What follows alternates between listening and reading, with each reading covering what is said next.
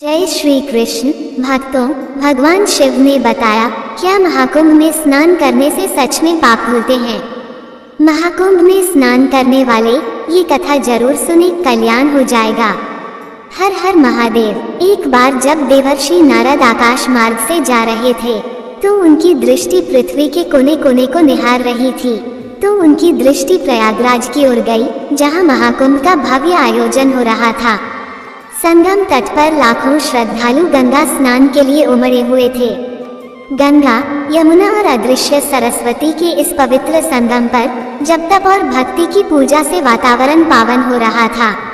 लेकिन देवर्षि नारद जी की दृष्टि केवल बाहरी सौंदर्य तक सीमित नहीं थी। उनकी तीव्र दृष्टि भीड़ के भीतर छिपी मनुष्यों की भावनाओं और कर्मों को भी भली भांति परख रही थी। तो उन्होंने देखा कि कई ऐसे लोग थे जिनके चेहरे पर आस्था और मोक्ष की आशा तो थी, परंतु उनके कर्मों की छाया भी स्पष्ट झलक रही थी। तो फिर देवर्षि नारद जी ने उन महिलाओं को देखा जिन्होंने अपने परिवार और कर्तव्यों को त्याग कर कई पाप कर्म किए थे। उनके चेहरे पर यह विश्वास था कि गंगा स्नान से उनके सभी पाप धुल जाएंगे। और उन्होंने उन वृद्ध पुरुषों को भी देखा जिन्होंने जीवन भर अपने स्वार्थ के लिए अपने परिवार को कष्ट दिया था, लेकिन अब पवित्र स्नान से मोक्ष की उम्मीद कर रहे थे। फिर देवर्षि नारद जी ने उन व्यापारियों और अधिकारियों को भी देखा जिन्होंने अनैतिक तरीकों से अपना धन बढ़ाया था और गरीबों को ठगा था। वो भी इस भ्रम में थे कि गंगा में स्नान करने से उनके पाप समाप्त हो जाएंगे। वहीं कुछ युवा भी थे जिन्होंने नैतिकता और मर्यादा को तिलांजलि दे दिया था, परंतु अब गंगा के जल में पवित्रता खोज रहे थे। इसके अतिरिक्त कुछ लोग ऐसे भी थे जो समाज में हिंसा फैलाने वाले थे। कुछ चोरी करने के उद्देश्य से आए थे तो कुछ व्यापार के उद्देश्य से। वो सभी उस संगम तट पर पवित्रता का आभास लेकर पहुंचे थे।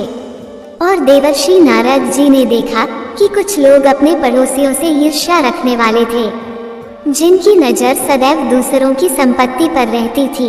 वह भी गंगा स्नान से आत्मा की शुद्धि की आशा लिए वहां उपस्थित थे, परंतु देवर्षि नारद जी को इन लोगों के हृदय में सच्चे प्रायश्चित और आत्मा सुधार का कोई भाव नहीं दिखाई दे रहा था। तो ये देखकर वह व्याकुल हो उठे थे और उन्होंने मन ही मन सोचा कि क्या गंगा का पवित्र जल सच में इतने भारी पापों का प्रायश्चित करता है? क्या इन लोगों का उद्धार मात्र एक डुबकी से संभव है, जबकि उनके कर्म और मन अभी भी दूषित है? इस प्रकार इस गहन जिज्ञासा का समाधान खोजने के लिए देवर्षि नारद ने कैलाश धाम जाने का निश्चय किया था। फिर वह तुरंत आकाश मार्ग से भगवान शिव जी से मिलने कैलाश धाम पहुंच गए थे। फिर जब देवर्षि नारद जी कैलाश धाम पहुंचे तो उन्होंने देखा कि भगवान शिव जी ध्यान में लीन थे। उनके तेजस्वी स्वरूप की शक्ति इतनी अद्भुत थी कि सूर्य की चमक भी फीकी प्रतीत हो रही थी। उनकी मुस्कान में करुणा और ज्ञान का अद्भुत संगम था। तो फिर देवर्षि नारद जी ने भगवान शिव जी के चरणों में प्रणाम किया। तो भगवान शिव जी ने मुस्कुराते हुए कहा, आइए देवर्षि नारद, आपका स्वागत है। आज अचानक इतनी दूर से पधारने का कोई विशेष कारण अवश्य होगा। कहिए, किस जिज्ञासा ने आपको यहाँ तक आने के लिए प्रेरित किया है? तो देवर्षि नारद जी ने हाथ जोड़कर विनम्रता पूर्वक कहा, हे प्रभु, मैं आपके समक्ष एक गहन जिज्ञासा लेकर आया हूँ। आज मैंने पृथ्वी पर महाकुंभ का भव्य आयोजन देखा, जहाँ लाखों लोग गंगा स्नान के लिए एकत्र हुए थे। लेकिन मैंने उनमें से कई लोगों को देखा जिनका जीवन पापमय था। कुछ महिलाएं जिन्होंने अपने परिवार से विमुख होकर अनैतिक संबंध बनाए हुए थे और त्रिवेणी संगम में स्नान कर अपने दोष मिटाने की आशा लिए खड़ी थी। और कुछ वृद्ध पुरुष जिन्होंने अपने जीवन भर स्वार्थ बस अपने परिवार को कष्ट दिया है और अब मुक्ति की आशा में वहां उपस्थित थे। और कुछ व्यापारी जिन्होंने धोखाधड़ी और भ्रष्टाचार से धन अर्जित किया था और सोच रहे थे कि गंगा स्नान उनके पापों को धो देगा। और कुछ युवा जिन्होंने अपनी नैतिकता को भुला दिया था और स्नान के माध्यम से पवित्र होने की कामना कर रहे थे। हे प्रभु, क्या ये वास्तव में संभव है? क्या केवल गंगा में स्नान करने से इतने गंभीर पापों का प्रायश्चित किया जा सकता है? तो भगवान शिव जी मंद मंद मुस्कुराए और बोले, हे देवर्षि नारद, आपके प्रश्न गहरे और महत्वपूर्ण हैं। मैं आपको इन सभी के उत्तर दूंगा, परंतु केवल शब्दों से नहीं। मैं आपको एक कथा सुना रहा हूँ जिसमें पाप प्रायश्चित और मुक्ति का वास्तविक अर्थ छिपा है। आप ध्यान पूर्वक सुनो, क्योंकि इसमें तुम्हारे सभी प्रश्नों का समाधान मिलेगा और समस्त मानव जाति को भी इसका लाभ होगा। तो फिर देवर्षि नारद जी ने उत्सुकता से कहा, हे प्रभु, हे कृपा निधान, आपकी वाणी ही पवित्र मार्गदर्शन के समान है। कृपया मुझे ये कथा सुनाइए। मैं इसे पूरी श्रद्धा और ध्यान से सुनने के लिए तत्पर हूँ। तो भगवान शिव जी ने कहा, हे देवर्षि नारद, आप ध्यान रखना कि यह कथा केवल सुनने के लिए नहीं है, इसे अंत तक समझना और आत्मसात करना भी आवश्यक है। जो इस कथा को अधूरा छोड़ देता है उसका पाप कभी नहीं मिटता है। यह उसी प्रकार है जैसे नदी के किनारे पहुंचकर उसे पार किए बिना लौटाना। जो इसे अंत तक सुनता है वह सच्चे महाकुंभ स्नान का फल प्राप्त करता है। तो अब प्रेम पूर्वक देवर्षि नारद जी ने कहा, हे प्रभु, मैं आपको वचन देता हूँ कि इस कथा को अंत तक पूरा सुनूंगा और इसे अपने जीवन में उतारूंगा। मैं ये संदेश भी दूंगा कि जो मनुष्य इसे अंत तक सुनते हैं वही सच्चे प्रायश्चित और उद्धार का मार्ग पाते हैं। आपकी वाणी मेरे लिए अमृत के समान है और मैं इसे पूरी निष्ठा से ग्रहण करूंगा। तो भगवान शिव जी ने कहा, हे देवर्षि नारद, एक समय की बात है जब गंगा के तट के पास एक प्राचीन गांव था। इस गांव में एक ब्राह्मण रामदेव अपनी पत्नी सुलोचना के साथ रहता था। वे दोनों ही सरल और धर्मपरायण जीवन जीते थे। रामदेव अपने ज्ञान और न्यायप्रियता के लिए प्रसिद्ध थे और सुलोचना अपनी करुणा और सद्गुणों के कारण पूरे गांव में आदर की पात्र थी। वह मानो साक्षात भगवान श्री राम और माता सीता जी का जोड़ा हो। तो महाकुंभ के समय गांव में हलचल मच गई थी। रामदेव और सुलोचना अपनी छोटी सी कुटिया में बैठकर महाकुंभ जाने की तैयारी कर रहे थे। तो रामदेव ने कहा, अरे सुलोचना, महाकुंभ का स्नान आत्मा की शुद्धि का महान अवसर है, इसलिए हमें भी चलना है। तो फिर सुलोचना ने मुस्कुराते हुए कहा, हे स्वामी, आप ये सत्य कहते हैं, परंतु मैं देख रही हूँ कि गांव में कई लोग ऐसे भी हैं जो केवल अपने पाप छुपाने के लिए जा रहे हैं। क्या गंगा सच में उनके पापों को शुद्ध कर पाएगी? तो रामदेव ने गंभीर होकर कहा, अरे सुलोचना, गंगा स्नान तो केवल एक माध्यम है, लेकिन वास्तविक शुद्धि तो मन और कर्मों की होती है। जो सच्चे हृदय से प्रायश्चित करते हैं वही इसका लाभ उठाते हैं। उनकी यह बातचीत चल रही थी, तभी उसी गांव के ही एक दंपति मोहन और उनकी पत्नी कामिनी रामदेव के घर आए थे। मोहन एक धनी सेठ था, परंतु अपने कर्मचारियों का शोषण करने के लिए बदनाम था।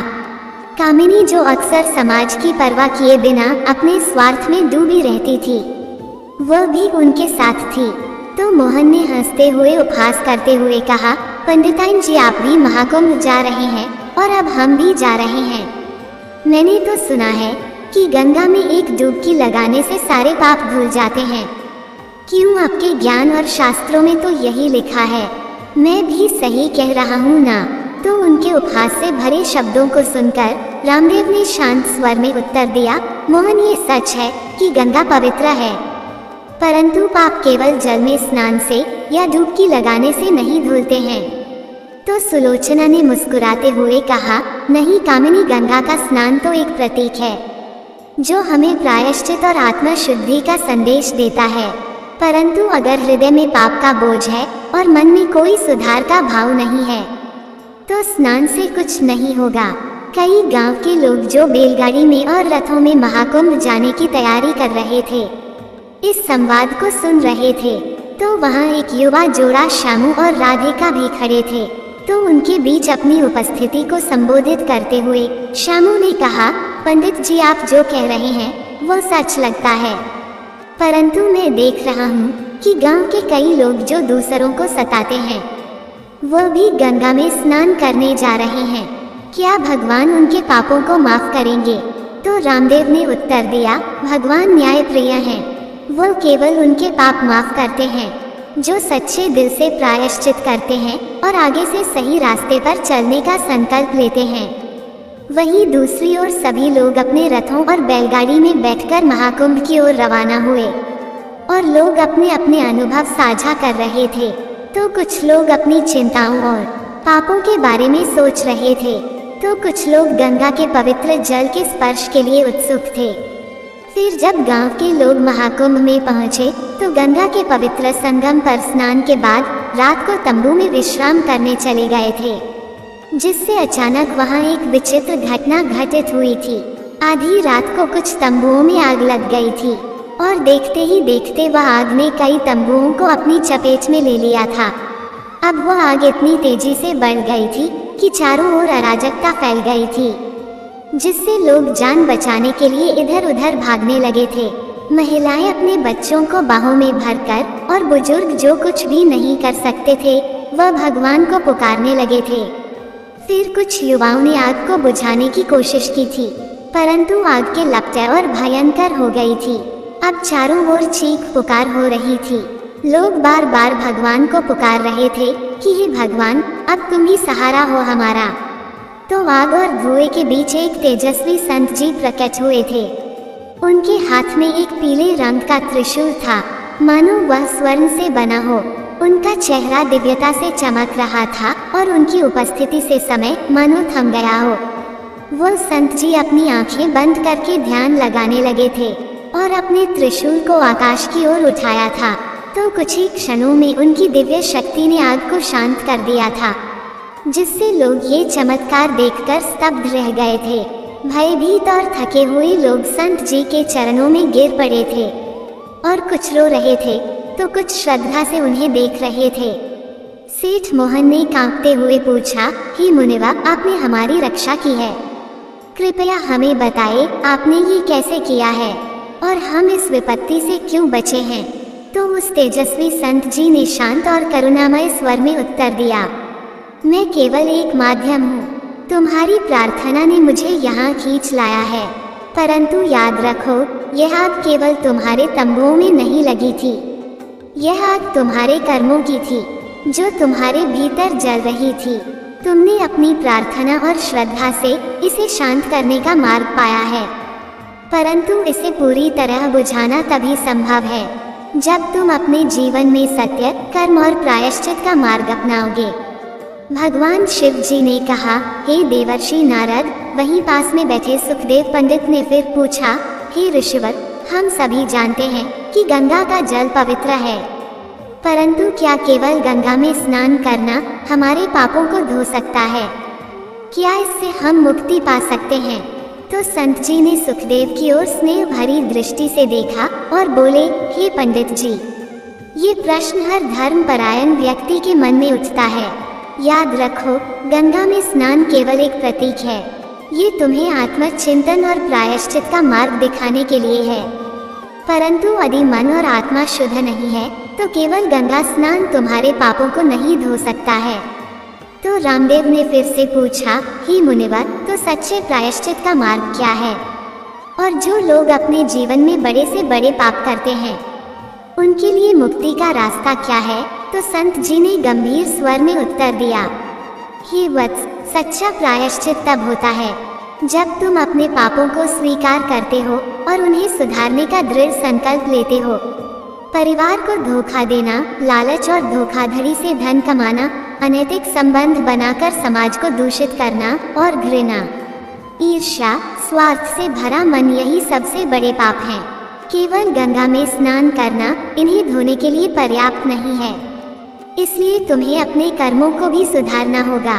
फिर उस तेजस्वी संत जी ने सभी को संबोधित करते हुए कहा, सुनो, गंगा का पवित्र जल तुम्हारे भीतर परिवर्तन का प्रतीक है, परंतु ये परिवर्तन तभी संभव है जब तुम इसे अपने हृदय में आत्मसात करोगे।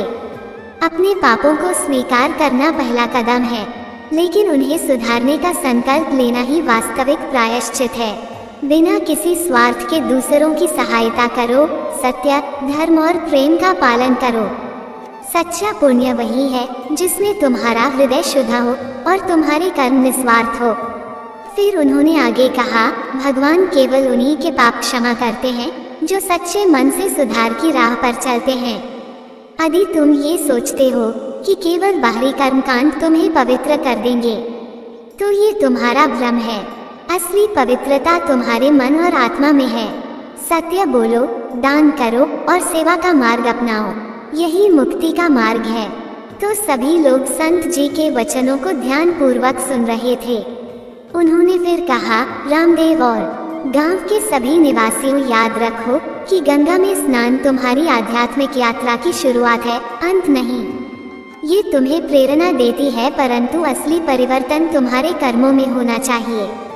सत्य, सेवा और प्रेम ही तुम्हें जीवन में सही दिशा देंगे। तो सुखदेव ने संत जी के वचनों को गंभीरता से सुना और विनम्रता पूर्वक कहा, हे मुनिवर जी, आपकी वाणी ने हमारे जीवन का मार्गदर्शन कर दिया है।